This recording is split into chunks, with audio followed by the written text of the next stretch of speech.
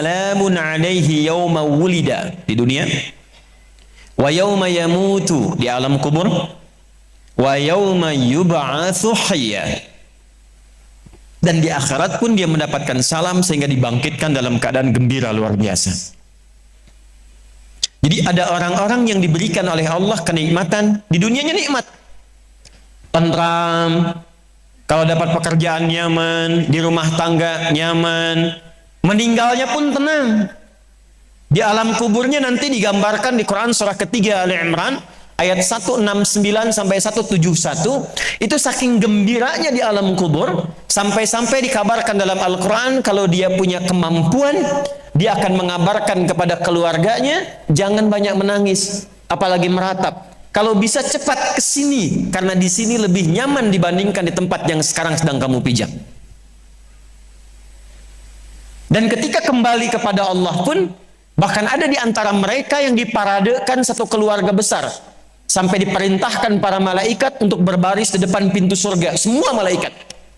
Nanti ditemukan di Quran surah ke-13 Ar-Ra'd ayat 23 sampai 24. Itu saking dahsyatnya golongan istimewa ini, Allah perintahkan malaikat semua baris dan diminta mengucapkan kalimat salam ini. Jannatu 'adni yadkhulunaha wa man salaha min abaihim wa azwajihim wa dhurriyyatihim wal malaikatu yadkhuluna 'alaihim min kulli bab salamun 'alaikum bima sabartum fa ni'ma 'uqbad dar. Siapa di antara golongan yang istimewa ini yang saking luar biasanya mendapatkan jaminan kemuliaan di tiga alam? Dialah salah satunya yang disebutkan, yang disebutkan di Quran surah 34 tadi yang saya sebutkan di awal jumpa, ayat ke-13. Adalah golongan elit yang mampu mensyukuri semua nikmat yang Allah titipkan kepadanya. Jadi ketika ada acakan, Bu, mari bersyukur kepada Allah, mari kita tingkatkan syukur kepada Allah, ini bukan sekedar ajakan, bukan sekedar informasi yang disampaikan, tapi di dalamnya ada pesan, mari tingkatkan kualitas hidup kita sehingga masuk dalam golongan elit yang diisyaratkan oleh Al-Quran. Wa qalilum min ibadiyasy syakur, hamba yang bersyukur. Apa itu syukur? Sebentar. Ibu bersyukur punya rumah? Syukur. Ibu bersyukur punya kendaraan? Bersyukur punya keluarga? Ada suami, ada anak-anak, bersyukur? Baik, yakin? Bersyukur diberikan pakaian? Yakin? Masa? Nah, sekarang apa itu syukur? Syukur itu upaya menggunakan semua nikmat yang Allah titipkan sesuai dengan apa yang Allah inginkan dalam rangka mendekatkan diri kepada Allah Subhanahu wa taala. Upaya menggunakan semua nikmat yang Allah titipkan sesuai dengan apa yang Allah inginkan dalam rangka mendekatkan diri kepada Allah Subhanahu wa taala. Contoh, ibu sekalian, maaf, anak itu titipan dari Allah atau bukan? Yakin? Sekarang pertanyaannya, ibu tahu nggak apa yang Allah inginkan dari anak yang dititipkan itu? Jadi apa? Anak yang soleh. Saking inginnya mendapatkan anak yang soleh, bahkan setiap ibu sejak mengandung itu sudah bermohon kepada Allah. Itu ada di Quran surah ke-7 Al-A'raf di ayat 189 di ujung ayatnya. Ya, Quran surah 7 ayat 189. Falamma taghasyaha hamalat hamlan khafifa famarrat bi. Lihat ke ujung ayatnya. Falamma athqalat da'wallaha rabbahuma la in ataitana salihah lanakunanna minasyakirin. Suami istri itu kalau istrinya tengah mengandung, kemudian menjelang fase-fase kelahiran, sangat berharap dan berdoa mohon pada Allah, semoga anak yang terlahir ini menjadi anak yang soleh. Sepakat, Bu? Setiap ibu menginginkan anaknya menjadi anak yang soleh. Sepakat? Pertanyaannya, apakah betul kemudian Setiap ibu yang sudah Allah titipkan anak dalam kehidupannya, betul-betul mensyukuri nikmat titipan itu. Saya tanyakan pada ibu, anak ibu itu disekolahkan di mana? Kenal Allah atau tidak? Diajarkan sholat atau tidak? Diberikan pakaian yang menutup aurat atau tidak? Perhatikan definisi syukur tadi. Menggunakan semua nikmat, upaya menggunakan semua nikmat sesuai dengan apa yang Allah inginkan. Ibu punya anak perempuan, katanya ibu syukuri diberikan itu. Sampai ibu bikin akikah, sampai undang tetangga, sampai selamatan. Tapi setelah dia bahkan menjelang balik, ibu kasih pakaian yang membuka auratnya. Itu bukan syukur namanya. Disekolahkan di tempat yang bahkan dia tidak mengenal Allah. Dikejar sampai di sininya nih. Nggak salah. Dilesin matematika, nggak salah, bagus. Les fisika, bagus. Les kimia, bagus. Ikut bimbel, bagus. Masuk kampus top, bagus. Tapi nggak kenal Allah. Di mana syukurnya? Lihat pakaian yang selama ini Allah berikan kepada ibu sebagai titipan. Dan itu akan dihisab. Buka lemari pakaiannya. Coba cek, ada nggak satu bagian pakaian yang belum pernah dipakai untuk ibadah? Coba lihat ketika beli tas mewah, sepatu baru, pakaian baru, sudah pernah dipakai ibadah belum? Jangan-jangan beli tas itu hanya untuk dipakai keundangan saja. Jadi ketika manusia mengundang, beli yang baru. Kenapa ketika Allah yang mengundang 5 kali dalam sehari, bahkan untuk memberikan solusi kehidupan, yang baru itu nggak pernah dipakai? Tuh, kenapa pada diam? Satu, berasa ya? Satu. Jadi di titik ini, terkadang ada orang yang menuntut dari Allah kenyamanan hidup, ketenangan, kedamaian, tapi ketika Allah memberikan apa yang diinginkan, tidak menggunakan nikmat itu yang membuat dia damai. Tidak menggunakan titipan itu yang membuat dia tenang dalam kehidupan. Karena itu saya ingin memulai dengan mengajak kita semua, ayo kita lihat lagi apa saja titipan Allah yang telah dititipkan dalam kehidupan ibu dan bapak yang ada di luar saat ini, sampai dengan detik ini. Kalau ingin mendapatkan ketenangan di dunianya, ketenangan di alam kuburnya, sampai pulang ke akhirat nanti, maka pastikan berusahalah untuk menjadi golongan yang sedikit itu. Gunakan semua nikmat itu pada hal yang Allah inginkan. Jika itu sudah dilakukan, saya berikan rahasia. Ini antara kita saja. Coba ibu buka surat ketiga. Belakang kedengeran kan? Alhamdulillah. Belakang kedengeran? Tidak. Kok bisa jawab? Surah 3 ayat 35 sampai 37. Quran surah 3 35 sampai 37. Sudah? إذ قالت امرأة عمران رب إني نذرت لك ما في بطني محررا فتقبل مني إنك أنت السميع العليم. Perhatikan, ini kisah tentang Hannah. Saya hanya akan ambil kisah ibu saja dalam Quran. Hannah itu istrinya Imran alaihi wassalam. Nanti punya saudari namanya Eliasobat. Orang barat menyebutnya Elizabeth. Betul, Elizabeth itu bahasa sananya untuk Eliasobat itu saudarinya Hannah. Nanti nikahnya Elizabeth dengan Nabi Zakaria. Hannah nikahnya dengan Imran. Ketika Hannah mengandung, sepakat suami istri ini ingin mensyukuri nikmat kandungan itu dengan mengharapkan lahirnya anak yang soleh. Maka apa yang terjadi? Untuk mendapatkan soleh itu maka dibuat persiapan. Ini hukum umum, Bu. Ibu kalau misalnya ingin memasukkan anaknya ke sekolah tertentu, kan disiapkan dulu ya dari awal. Ya, sekolahnya di mana, yang dibutuhkan apa, sebelum masuk udah siap-siap. biayanya berapa, perlengkapannya apa, disiapkan jauh sebelum masuk. Begitu kan ya? Maka Hannah dan suaminya sudah menyiapkan. Nanti kalau anak ini terlahir, disiapkan tempat khusus supaya dia betul-betul menjadi anak yang soleh. Namanya mihrab. Mihrab itu tempat yang dikhususkan untuk bisa fokus ibadah, bertakarub kepada Allah saja. Nanti harus ada yang merawat, yang mengajar, yang merawat itu harus orang yang paling soleh dan pintar di zamannya. Yang ketiga, disupport banyak doa. Dua-duanya sudah kompak. Siapapun yang kalau anak ini lahir masih hidup, entah ayah atau ibunya, teruskan cita-cita yang sudah menjadi komitmen ini.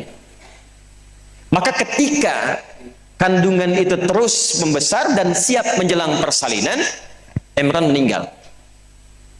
Jadi Imran itu meninggal dan Maryam nanti lahir dalam keadaan yatim. Maka lahirlah Maryam. Apakah ketika Maryamnya lahir, ayahnya sudah tidak ada, ibunya berhenti dari cita-cita yang sebelumnya menjadi komitmen? Tidak. Diteruskan itu.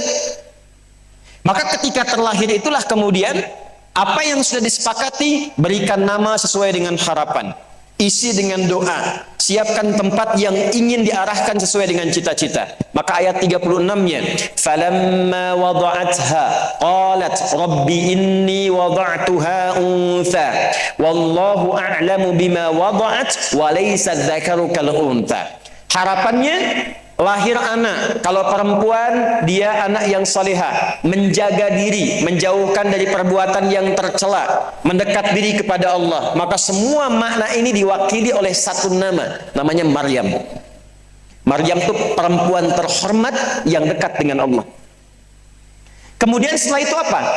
Wa inni u'idzuha bika wa dzurriyyataha minasyaitonir rajim. Didoain terus, Bu. Didoakan. Setelah itu apa? Dipilihkan sesuai amanat dan kesepakatan dengan suami, cari orang paling pintar dan paling soleh. Dulu banyak yang berebut. Singkatnya terpilihlah Nabi Zakaria alaihissalam. Setelah itu apa? Buatkan tempat yang mendukung anak ini menjadi soleh dan dekat dengan Allah. Maka dibuatkan mihrab. Apa yang terjadi? Ketika mihrabnya sudah siap, yang mendidiknya sudah siap, doanya mengalir, namanya sesuai dengan harapan, maka orang tua itu tidak sulit lagi untuk merawatnya. Setelah itu Allah yang berkenan memperhatikan sampai tumbuh dewasanya. Perhatikan ayat 37-nya. Fataqabbalaha rabbuha biqabulin hasanin wa ambataha nabatan hasana wa kaffalaha Zakaria. Satu, Zakarianya ada. Kullama dakhala 'alaiha Zakaria al-mihrab. Dua. Wajada 'indaha rizqa. Qala ya Maryam anna laki hadha? Qalat huwa min 'indillah. Innallaha yarzuqu man yasha' bighairi hisab. Jadi doanya sudah, namanya sudah, yang mendidiknya sudah, tempatnya sudah. Kalau itu 4 terpenuhi, kata Allah, kamu hei Hannah, gak usah lelah lagi merawat anakmu itu. Biarkan aku dengan kehendakku yang memudahkan semua perawatan anakmu sampai tumbuh dewasa. Demi Allah, Bu, setiap butuh apapun, orang tuanya tidak susah. Setiap akan diantar makanan, makanan sudah ada. Mau diantar pakaian, pakaian sudah ada. Dan semua pertumbuhannya langsung diperhatikan oleh Allah. Jadi ketika syukur itu diterapkan dalam kehidupan, maka seorang hamba akan beralih dari hamba biasa statusnya menjadi hamba yang istimewa di hadapan Allah Subhanahu wa taala. Ini yang ingin saya contohkan. Bersyukur itu bukan hanya sekedar mengungkapkan alhamdulillah atas nikmat yang diperoleh, tapi ada peluang untuk menambah nikmat-nikmat lanjutan. Ayat ini yang menginspirasi Al-Imam Asy-Syafi'i, Imam Ahmad bin Hanbal. Tidak banyak orang tahu Imam Syafi'i itu single parent, Bu, ibunya. Imam Ahmad bin Hanbal itu single parent. Jadi begitu dititipkan anak laki-laki Imam Ahmad, bapaknya meninggal, ibunya yang gendong sana sini. Musim dingin, dimasakin air. Kan belum ada water heater waktu itu. Dimasakin, Bu, malam-malam, diwuduin pakai air hangat. Digendong oleh ibunya ke masjid. ke halakoh-halakoh para ulama, disimpan, selesai, digendong, dibawa lagi. Apa yang terjadi? Ketika semua nikmat dititipkan anak itu disyukuri sesuai dengan apa yang Allah kehendaki, jadilah Imam Ahmad. Ibu kenal Imam Al-Bukhari? Ayo bilang kenal. Ini juga sama, single parent. Bahkan lebih dahsyat lagi, Imam Al-Bukhari itu saat lahir, ayahnya meninggal, usia 2 tahun, matanya buta. Dan dokter mengatakan pada masa itu, ini buta permanen, gak akan sembuh. Apa yang menjadikan kemudian matanya sembuh, sampai jadi orang paling hebat di zamannya, dan melahirkan karya besar Sahih Al-Bukhari. Wa qalilun min ibadiyasy syakur. Ibunya. Jadi betul-betul mensyukuri nikmat diberikan seorang anak, dititipkan seorang anak. Jadi nggak pernah lihat, Bu. Jangan lihat kata orang, ini anak si fulan, misalnya si fulana ini kurang begini, anak si fulana autis, anak si fulana begini, nggak ada. Nggak ada satu anak pun terlahir yang tidak punya keistimewaan, itu tidak ada. Tanamkan pada hati yang paling dalam.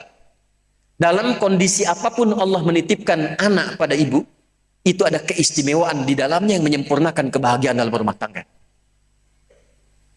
Pernah ada seorang ibu sedih karena begitu terlahir anaknya divonis lumpuh otak, cerebral palsy, lumpuh otak. Saya katakan, hei, belum tentu itu jadi kekurangan. Boleh jadi Allah titipkan satu kelebihan di balik anak itu yang belum terbuka sekarang.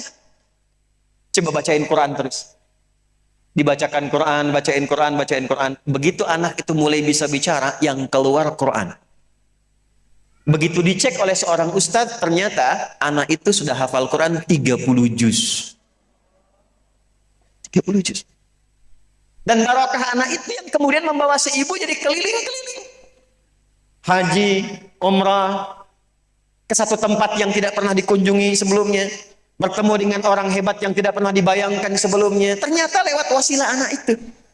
Disyukur itu membahagiakan. Syukur itu menambah nikmat. Imam Al-Bukhari kecil yang matanya buta, diganti oleh Allah dengan ingatan yang sangat luar biasa. Imam Al-Bukhari itu nggak pakai nulis, Bu. Kalau sudah ikut pengajian, beliau itu cuma dengar, langsung hafal. Kayak ibu sekarang nggak bawa tulisan tuh. Sebutkan. Satu kali diajak ke Kutab. Kutab itu tempat menghafal dulu. Dibacakan surat Qaf oleh syekhnya. Padahal masih kecil anaknya. Dituntun. Begitu selesai dibacakan, syekhnya iseng aja. Cuma iseng muji, Bu. Iseng. Siapa yang sudah hafal? Kata Imam Al-Bukhari, dia angkat tangannya. Hafidtu an dhahri qalbi. Saya hafal di dalam kepala saya. Itu yang benar. Jadi ada hafal di luar kepala, itu belum hafal. Ini masih di luar. Ada hafal di dalam kepala. Kata syekhnya, ta'al ya bunai, maju ke depan. Iqra. Begitu dibacakan, bukan hanya hafal. Makhrajnya, sifat hurufnya mirip dengan syekhnya. Kata syekhnya, minal an, mulai dari sekarang, tadrusul hadis. Engkau belajar hadis. Karena syekhnya tahu, kalau Quran itu ada jaminan kemudahan, hadis tidak ada. Maka anak ini pulang sambil meraba jalan dituntun oleh asisten dari ibunya. Sampai di rumah dia bangga cerita pada ibunya, Ummi hadatsat kada kada wa kada. Ibu, tadi terjadi begini. Aku diundang syekh ke depan dibacakan dan didoakan. Kamu harus belajar hadis. Kata Al-Bukhari kecil, Ummi, mulai hari ini aku ingin belajar hadis. Ibunya karena melihat anaknya punya keterbatasan. Ini kisah nyata. Punya keterbatasan, kata ibunya, iktafi bil Quran, thumma yalihil hadis. Thumma yalihil hadis. Cukupkan dulu nak sekarang belajar Quran, nanti setelah Quran, hadis. Kata anak itu, lah. Dia yakin dengan gurunya, aku pengen belajar hadis. Maka anak itu meraba jalan, masuk ke kamarnya. Begitu masuk kamar, ibu melihat apa yang terjadi. Ibu masuk ke mihrabnya, bentangkan sajadahnya, sholat di situ, bermohon kepada Allah, tersujud sampai tertidur. Dalam tidurnya bermimpi bertemu Nabi Ibrahim alaihissalam. Saya mau cerita sedikit, Bu ya. Ada yang disebut dengan tafaul namanya. Apa namanya? Bukan takaful, tafaul. Ya. Tafaul itu harapan untuk mendapatkan sifat dan sikap yang sama dari nama yang diberikan. Contoh, saya ingin berikan nama anak saya Muhammad supaya akhlaknya seperti Nabi Muhammad bisa meniru. Saya ingin berikan nama anak saya Ibrahim seperti Nabi Ibrahim kesabarannya. Itu tafaul namanya. Apa manfaat dari tafaul ini? Salah satunya bisa mendekatkan sifat-sifat kebaikan yang melekat pada nama di anak itu. Imam Al-Bukhari itu namanya Muhammad. Bapaknya Ismail, kakeknya Ibrahim. Perhatikan. Muhammad, bapaknya Ismail, kakeknya siapa? Ibrahim. Kakek buyutnya Al-Mughirah, eyang buyutnya Al-Bardizbah. Tinggal di Kecamatan Ju'fa, Kabupaten Bukhara, Provinsi Khorasan, negara Uzbekistan sekarang. Kakeknya Ibrahim itu tafaul. Jadi begitu ibunya memohon kepada Allah, tertidur, mimpinya ketemu Nabi Ibrahim. Kata Nabi Ibrahim dalam mimpinya, anak kamu dengan izin Allah akan melihat lagi. Nah, Bukhari kecil itu sedang mengulang surat Qaf di kamarnya, sampailah ke ayat 21 sampai 22. Maka ketika di murajaah ayat itu sampai ke kalimat ini, kalimatnya. Ini kisah nyata. Laqad kunta fi ghaflatin min hadza fakashafna anka ghita'aka fabasaruka al-yawma hadid. Dulu matamu tertutup tak bisa melihat. Mulai sekarang sekat itu akan dibuka dengan terang sehingga pandanganmu akan kembali menatap dengan tajam. Padahal ayat ini tentang akhirat. Tapi keberkahannya diberikan percikannya pada Imam Al-Bukhari kecil. Begitu selesai murajaah ayat ini tiba-tiba terbuka pandangannya. Saking kagetnya beliau lompat, dia kejar ibunya. Ummi laqad ra'ait. Bu, saya sudah bisa lihat lagi. Ibunya kaget bangun, dia katakan, rubbama ra'aita bi qalbik. Mungkin kau melihat dengan hatimu. Kata Al-Bukhari kecil, la bal bi'aini, saya lihat dengan mata saya. Maka keduanya berpelukan dan sejak saat itulah kemudian belajar hadis sampai menuliskan Sahih Al-Bukhari dalam waktu 16 tahun. Itulah syukur. Di syukur itu dampaknya banyak. Dia nggak akan tertinggal, dunia dapat, akhirat juga diraih. Itu kisah tadi ada di kitab namanya Fathul Bari fi Syarah Sahih Al-Bukhari, jilid yang pertama, dari 18 jilid pertama. Saya kisahkan ini pada peserta karantina Quran yang divonis oleh medis, mata kanannya nggak bisa melihat, buta permanen. Dari Goa, angkatan yang pertama. Sekarang ada angkatan yang kedua. Jadi sedang menghafal Quran, 30 hari 30 juz. Saya ceritakan kisah ini, maka dia baca ayat tadi, dia mohon kepada Allah, tiba-tiba ini kisah nyata. Saat dia masuk ke kamar mandi, kemudian teriak orang ini keluar lagi, lempar gayung. Allahu Akbar katanya. Rupanya mata kanannya kembali terbuka, bisa melihat. Itulah syukur. Itulah syukur. Nah, yang ingin saya katakan, ini kita masuk pada materi intinya. Saya mohon izin pelan-pelan ya. Tadi muqaddimah, sekarang kita masuk pada intinya. Yang ingin saya katakan, berapa banyak di muka bumi ini yang memberikan keteladanan untuk mensyukuri nikmat Allah Subhanahu wa Ta'ala. Padahal dulu, setiap orang-orang yang berkehidupan dan mengikuti jejak kehidupan Nabi, itu semua perilakunya, sikapnya, sifatnya, yang keluar itu hanya keteladanan saja, dan semuanya bentuk syukur. Karena itu sampai sekarang, itu namanya masih dikenang. Ibu pernah dengar namanya Cut Nyadin? Pernah. Pernah dengar namanya, saya sebut yang perempuan-perempuan saja. Malahayati, pernah dengar? Pernah. Baik. Pernah dengar namanya jauh ke belakang? Fatimah binti Muhammad Al-Fihir? Pernah dengar? Itu perempuan hebat dan itu orang pertama yang membuat kampus di dunia. Orang pertama yang mendesain pakaian toga untuk wisuda. Itu perempuan, Bu, orang Islam. Rajin puasa, rajin tahajud, dan itu asalnya nanti dari Kairawan pindah ke Maghrib, ke Tunis. Pernah dengar Sayyidah Aisyah? Pernah dengar Sayyidah Fatimah? Baik. Saya mau turunkan ke kehidupan kita sekarang. Semua mereka ketika berkehidupan tidak pernah bersikap, bertutur, dan bersifat kecuali mengeluarkan tuntunan-tuntunan yang mewujudkan syukur kepada Allah Subhanahu wa Ta'ala. Sehingga semua jalan hidupnya diabadikan, bahkan namanya menjadi kenangan. Sekarang, terjadi penyakit kronis di era kini yang sejak 15 abad yang lalu telah diisyaratkan oleh Allah dalam Al-Quran. Kita mulai pembahasannya, Quran surah keempat ayat 83. Baik, sebelum ke situ saya ingin sepakat dulu. Mau mendapatkan salam tadi? Mau masuk kalangan istimewa yang elit? Mau diberikan kenikmatan oleh Allah? Baik, mari sekarang kita mulai pelan-pelan. Kita butuh keteladanan untuk menciptakan itu semua, bagaimana caranya. Sekarang saya sebutkan dulu beberapa penyakit-penyakit yang muncul, yang disebutkan oleh Al-Quran dan kemungkinan terjadi lagi di masa depan. Perhatikan ayatnya. Wa idza ja'ahum amrun minal amni awil khawfi adha'u bih. Ada ayatnya? Dan apabila mereka mendapati satu informasi atau merasakan perasaan apapun, mau gembira, mau susah, mau suka, mau duka, mau takut, mau tenang, langsung di broadcast. Adza'u itu bahasa kininya broadcast, karena idza'ah itu siaran, langsung disiarkan. Cuman metodenya, karena dulu belum ada media sosial, belum ada IG, Facebook dan sejenisnya, dulu metodenya menggunakan syair.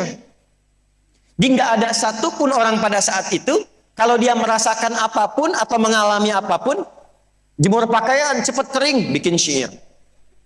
Masak sesuatu, dapat resep baru, bikin syair. Gelisah, mendung, bikin status lewat syair. Lihat burung pipit terbang, burung bulbul lompat-lompat, bikin puisi. Jadi orang dulu tuh hebat bikin puisi. Tapi menjadi status, update status itu lewat syair. Ada namanya, di era pertengahan namanya Asma'i. Asma'i ini lihat burung bulbul, cuman lompat-lompat di pohon, bawahnya ada sungai, itu langsung bikin status lewat syairnya. Sautus safiril bulbuli, hayyaja qalbi thamili, al-ma'u wa zahru ma'a zahri lahdhul muqali, fa anta ya sayyidali wa sayyidi wa maulali, fakam tajummuni ghazaylun uqayqali, qataftuhu min wajnatin min fini hadar rajuli, faqala la la la faqad ghada muharwili. Paham? Tidak. Pokoknya nggak paham nggak masalah, yang penting update.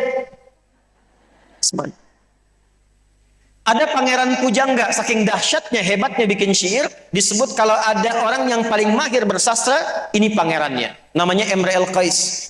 Lihat apa aja, bikin status bu, lewat syair. Ada lihat anak muda, baru putus dari kekasihnya, mau lamaran nggak jadi, menghadap ke arah lembah sedang bengong, itu langsung bikin status, bikin syair. Kifa nabki min dzikra habibin wa manzili bisaqtili wa baina dakhuli fahumali. Hei, lupakan si fulanah itu, apa enggak ada calon lain di dunia ini? Ayo move on katanya.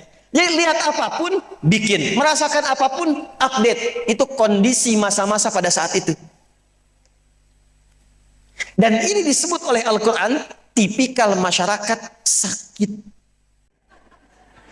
Jadi kalau ada orang sedikit-sedikit bikin status, sedikit-sedikit update, ya, mendung bikin status, duh istiqomah mendung nih, sakit. Bikin resep masakan, live Instagram, sakit.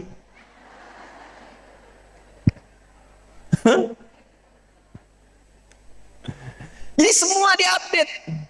Apa aja dikeluarkan, apa aja dicurahkan. Itu tipikal masyarakat yang kurang sehat, kata Quran. Kenapa senyum? Awas, hati-hati. Nah, Nabi itu diutusnya di era itu. Bahkan orang jahiliyah tuh bikin perlombaan, bu. Yang update statusnya paling bagus, itu kalimatnya nanti akan ditempel di dinding Ka'bah. Disebut mu'allaqat namanya. Ditempel. 7 terbaik ditempel di dinding Ka'bah. Bikin status. Halo? Nah itu disebut oleh Al-Quran tipikal masyarakat apa? Akhirnya dari situ gak bisa dikendalikan. Mana informasi yang benar, mana yang salah. Mana yang hoax, mana yang bukan. Potongan-potongannya muncul. Akhirnya beradu di situ. Hoax lawan yang hoax. Informasi yang tidak benar melawan yang benar. Kemudian saling ejek, ada bu, saling serang lewat syair. Jadi kalau yang satu bikin puisi menyerang, yang lain menyerang juga. Yang satu bikin isu, yang lain bikin isu juga. Ada kaidah dalam ilmu tafsir. Kalau tidak disebutkan kapan kejadiannya, siapa orangnya, ini menunjukkan bahwa kejadian itu akan terjadi lagi di masa depan dengan cara yang berbeda, tapi dengan substansi yang sama. Saya mau tanya, sekarang ada nggak orang yang kalau sedikit-sedikit update status ada? Sedikit-sedikit live Instagram ada? Sedikit-sedikit live Facebook ada? Salah tidak? Tidak, belum tentu. Kalau yang di live-kan itu yang baik-baik. Kalau yang diupdate itu yang bagus-bagus. Sehari satu hadis, gak apa-apa. Sehari satu ayat, bagus. Sehari satu kajian, bagus. Sehari inspirasi, bagus. Lah ini bikin resep baru, update. Beli sesuatu baru, update. Mendung, update. Hujan dikit, bikin status. Sampai apa yang harusnya nggak diungkapkan, diungkapkan. Suami sendiri dibikin status. Kalau udah nggak ada bahan, kucing sendiri pun dibikin status. Sakit. Jahiliyah. Dulu masa itu begitu. Akhirnya apa? Tipikal masyarakatnya nggak stabil. Nggak stabil tipikal masyarakatnya. Gampang diajak pada sesuatu yang tidak baik. Cepat kaget, gampang kagum. Ya, cepat kaget, gampang kagum. Ada ini baru, boom, ke situ, kagetan. Cuman buat lihat aja, beli enggak. Ya. Ada anak Citayam, jalan-jalan ke situ rame gitu, ya. Cuma bikin update status aja udah gitu hilang. Ya, nggak apa-apa. Kalau ada hal yang baik, hal yang menginspirasi, tapi kalau semua hal dicurahkan, diungkapkan, sehingga nggak bisa dibedakan mana yang baik dan tidak baik, itu sesuatu yang tidak sehat. Di titik itulah terjadi satu kegamangan luar biasa. Maaf, saking banyaknya informasi yang menyebar, orang sudah bisa nggak bedakan mana yang baik, mana yang buruk. Sampai tibalah pada pemahaman, kalau seorang ibu melahirkan anak laki-laki, bagus, perempuan, celak. Lahir perempuan, kubur hidup-hidup. Laki-laki, enggak. Karena tersebar informasi yang tidak baik, kriminalitas banyak menyebar. Maaf Bu, ayat tentang hoax turun, Quran surah 49 ayat ke-12. Larangan saling mencela turun, Quran surah 49 ayat 11-nya. Ya ayyuhalladzina amanu la yasraq qaumin qaum la yaghtab ba'dukum ba'dha. Hei orang-orang yang sudah beriman, jangan ikut-ikutan begitu, jangan saling mencela. Saya mau tanya, ada sekarang yang saling mencela di media sosial? Ada yang hoax tersebar di media sosial? Berarti situasi ini kembali lagi ke masa-masa jahiliyah. Akhirnya apa? Keteladanannya hilang. Siapa sekarang diteladani? Bagaimana muslimah berpakaian? Bagaimana muslimah bersikap? Apa pekerjaan yang layak dilakukan oleh seorang muslimah? Apa tren yang harus dimunculkan oleh seorang muslimah? Bergeser. Dulu di masa jahiliyah, semua model-model yang bisa ditampilkan, semua muncul. Yang terbuka, yang pakai gelang di kaki, yang kincing-kincing pengen kelihatan, tabarruj namanya, semua muncul.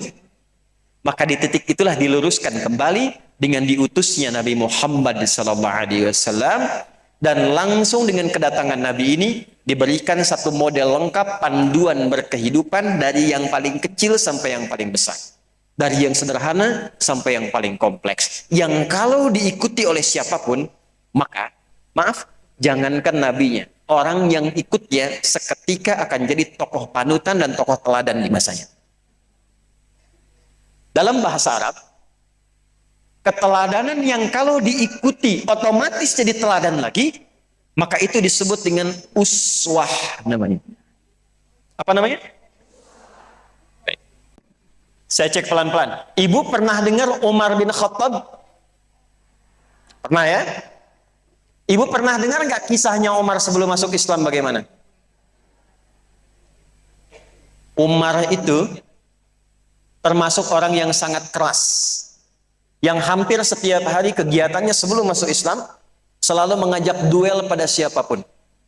Dan kalimatnya populer, kalau ketemu orang, kalau berani ayo kita bertarung di bukit A, tapi sebelum datang pamit dulu pada ibu yang telah melahirkanmu karena engkau akan pulang tanpa nama. Umar itu sebelum masuk Islam termasuk salah satu yang lekat dengan minuman keras. Sampai nanti setelah masuk Islam, Umar orang yang minta kepada Rasulullah, mohonkan pada Allah agar turun ayat yang melarang miras antika. Di zaman jahiliyah itu, Bu, orang paling amatir, pemula, itu mabuknya 5 kali dalam sehari. Pemula. Jadi kalau 2 kali mabuk, itu baru coba-coba. Pemula 5 kali. Umar itu dalam hidupnya pernah jualan Tuhan. Dan Umar itu jenius, Bu.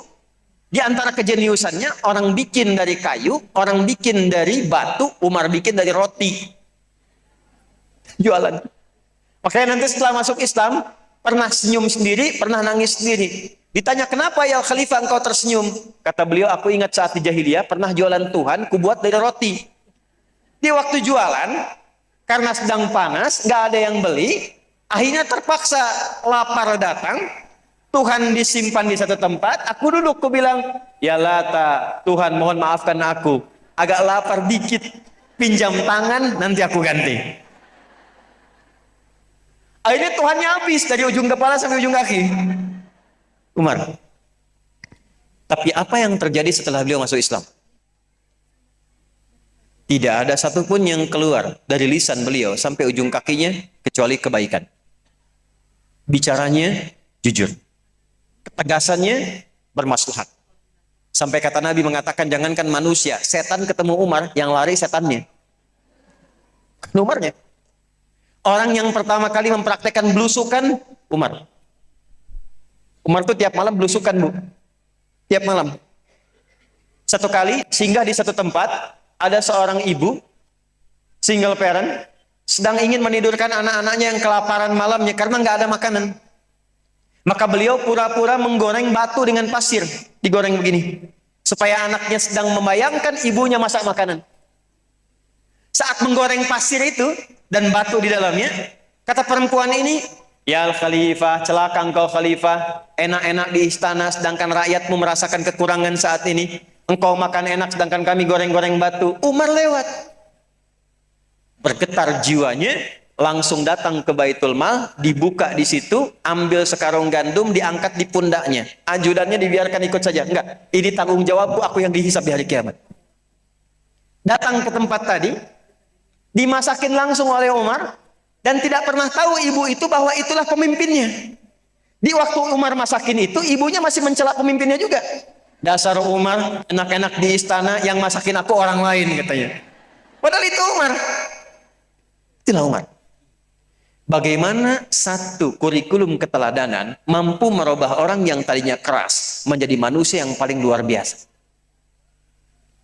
Ibu kenal Jundub bin Junadah? Tidak. Pernah dengar Abu Dzar Al-Ghifari? Abu Dzar Al-Ghifari itu pemimpin begal di satu kampung. Jadi Ghifar itu kota begal, Bu. Sekampung begal semua. Sekampung begal semua. Singkatnya, setelah masuk Islam, berubah menjadi pemuda yang paling hebat, mendakwahi sekampung masuk Islam semua. Makanya diabadikan nama kampungnya, melekat kepada nama gelarnya, Abu Dzar Al-Ghifari. Saya dulu berasal dari kampung begal, setelah masuk Islam, saya ikuti petunjuk Nabi, berubah menjadi orang paling baik.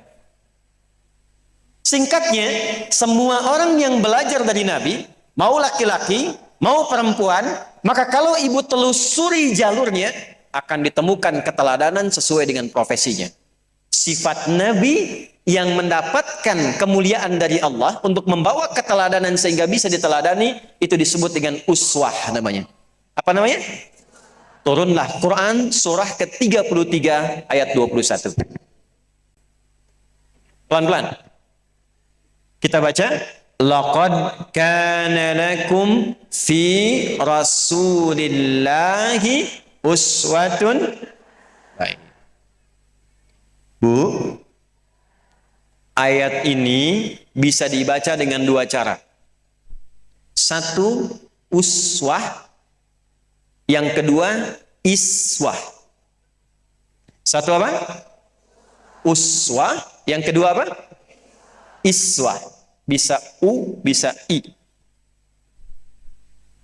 Kalau u harakatnya di atas di bawah.